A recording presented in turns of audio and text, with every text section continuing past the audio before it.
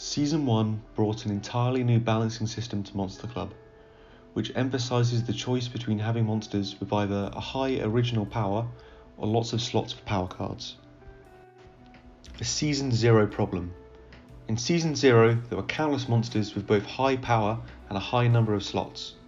This reduced the total number of playable monsters because a handful of monsters outperformed almost everything else. These monsters have some of the highest power in the format and also have lots of slots for score increasing power cards, allowing them to reach huge power scores and beat everything else in combat, overshining every other monster. What changed? Season 1 balance brings a dichotomy between power and number of slots. A monster with more slots will have less original power than a monster with fewer slots.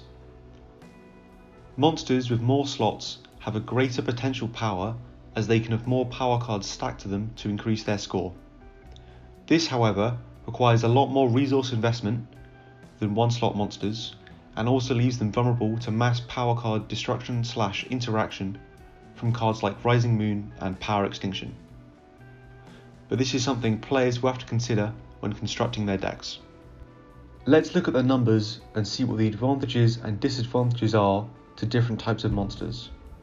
Using our graph from before, it can be seen there is roughly a relationship of 1 slot to 300 original power. A common score increasing power card played in a competitive deck will usually be 700 or more power. From these two bits of information, it can be seen that a monster with up to 2 more slots will usually need 1 more score increasing power card to win in combat. These smaller, high slot monsters will require a lot more power cards in your deck to keep them up to standard with the 1 and 0 slot monsters. Okay, so these smaller monsters need a lot more investment. So what's the payoff?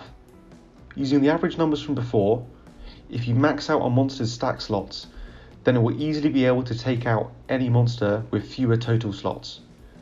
Having the most powerful monster on the board is incredibly important in Monster Club, as it lets you dictate the pace of the game and ultimately is what's needed to score points and win. If you build your deck to support them, the little guys can pack a whole lot of weight towards you winning. Is this a good or a bad change? Overall, I think this is a positive change for Monster Club moving forward. This new system encourages a lot more variety and interesting decision making when deck building and playing. There is a serious choice between using flexible high slot monsters and the reliable solid 1 and 0 slot monsters, and only time will tell what balance between these type of monsters will be best for players' decks.